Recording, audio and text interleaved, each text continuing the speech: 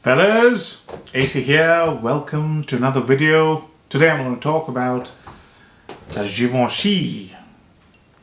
This one is a bit difficult because there are too many gentlemen. So this one is Gentleman Givenchy Eau de Parfum. Now this line is very confusing. So in the 70s they got out the other way. So Givenchy Gentleman, and that's very famous. It's an iconic fragrance. This has got nothing to do with it. Right? This is a different line. And there's another line which is Gentlemen Only Givenchy. Right? So there are three different types of groups, if you like, groups of fragrances. The one released in the 70s, which was Givenchy Gentleman, is basically a barbershop style aromatic fougere, fantastic fragrance. I got a chance to smell recently because of Rich. Thank you, Rich. It was fabulous. That fragrance is amazing.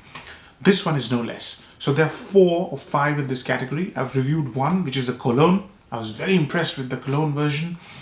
There's an EDT, which I haven't reviewed. There's an EDT Intense EDT, which has been released today, apparently. And there's a Boise version of this, which I haven't had the chance to smell. But I'm very impressed with this line. I'm very impressed with this fragrance. And a lot of you guys have asked for it. So here is a review. Released 2018. Parfumeur Natalie Lawson and Olivier Cresp.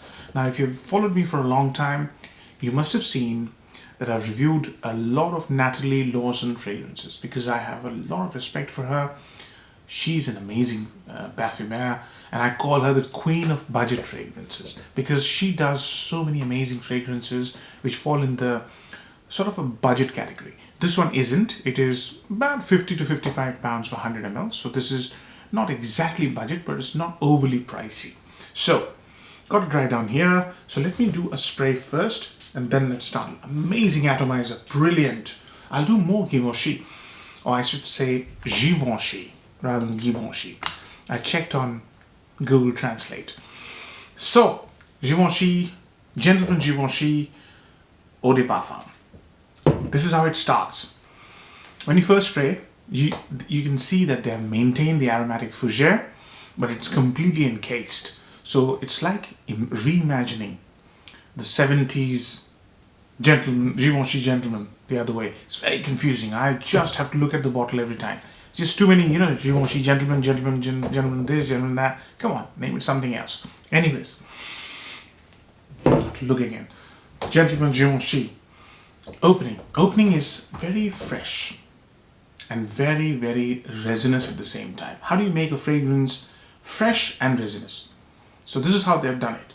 They've used lavender and pepper, and along with some bergamot. So there's a freshness element to it.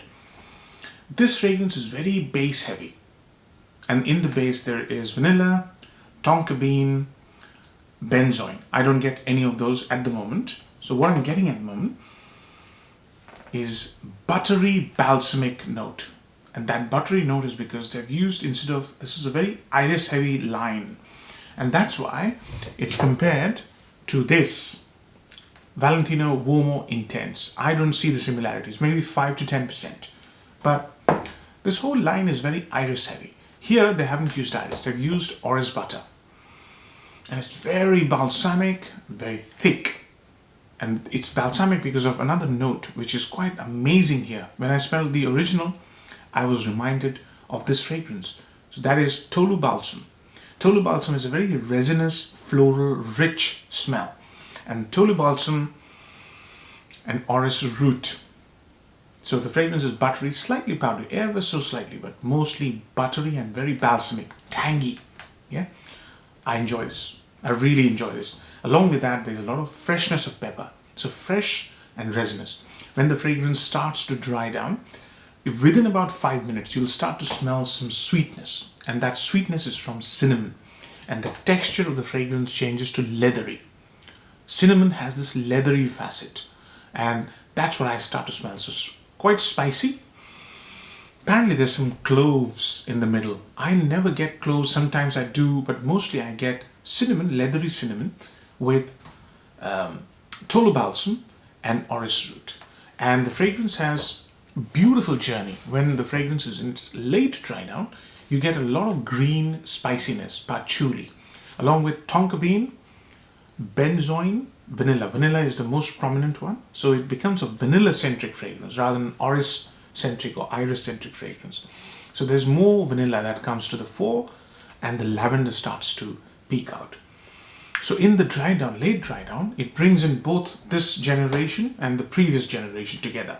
So you get patchouli, lavender, a little hint of pepper, fresh lavender with patchouli mixed with the buttery vanilla and slightly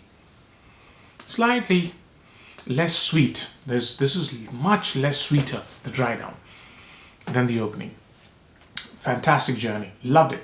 So ups and downs. Number one, upside. In the age when every designer house is producing one forgettable fragrance after the other, this fragrance will leave an impression on you. It's not forgettable. It's not a blue scent. It's creative. It's nicely made. So that's the biggest upside. These fragrances or these sort of fragrances need to be highlighted because this is different. It's not a blue scent. It's interesting. There are many facets to it. It's very highly enjoyable, and that's the biggest upside for me. Number two, the fragrance is beautifully created. Composition quality, like Natalie Lawson's every work that I've showcased on my channel, the composition quality is very good. Yeah. Number three, the fragrance is a compliment magnet. It brings in vanilla so beautifully. There's a little warmth of cinnamon. The texture is leathery. There's beautiful buttery orris root. Little hint of patchouli. It's a fragrance which will get you identified if people smell you, especially women. And if they do smell you, they wouldn't be able to help themselves but comment positively on your choice of fragrance. Very nicely made. Excellent. Downside, slightly unisex. So all the notes that I've mentioned, majority of them are executed in a unisex style. So a lady could wear this easily. If you don't like unisex fragrances, this may not be your favorite fragrance, right? Number two, lack of versatility. Now, I've tried this fragrance. I've had this bottle since 2019, so almost 2 years. I've tried this fragrance in summer. It was too difficult to wear. It was projecting like a beast and it's very, very strong. And all I got was the Tolu Balsam. So it became a bit more synthetic as well. It doesn't smell synthetic now in this cold weather. But in summer it was synthetic, very sort of one tone, that is Tolu Balsam. All I could smell was Tolu Balsam. So not suitable for summer. Cool weather is the best. So that's the second downside. Performance could be the other one. In summer or in warm weather, this projects a lot. So if you are living in a hot country and you want to try this will project a lot.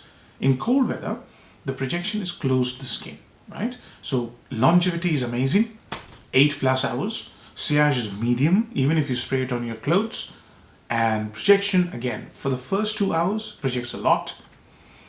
Then it goes close to the skin, which can be a blessing in disguise because it's a very strong fragrance. But it's a very nice fragrance. Really enjoy it.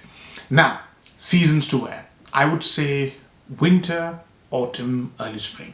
You'll miss out. Give this a miss in summer. It doesn't look like a summer fragrance anyways from the bottle. Age groups. Any age group. I'd throw a 20-year-old or a 50-year-old. No problems. It's got that beautiful, beautiful texture, smell, journey. All the nice notes are here. Vanilla is here. Orris butter is here. A little bit of freshness is here. This is a fragrance which will resonate with all age groups. Yeah. Occasions, evening time or daytime, no problems as long as you wear it right. You wouldn't have to think too much. You can go heavy with the spray in winter. In summer, this fragrance doesn't bring out the whole spectrum of notes I mentioned. So, marks out of 10. I would give it an 8 out of 10. This is a very, very good sort of cozy, comfortable environment, relaxed environment. I could wear this to work as well. I don't think I'll have a problem. So it's a nice fragrance, easy to wear, beautifully made, lots of notes in it, a little bit of variation, not too complex. It's a nice fragrance. I enjoyed reviewing it, wearing it. So I hope you like it too. 8 out of 10. See you later. Bye-bye.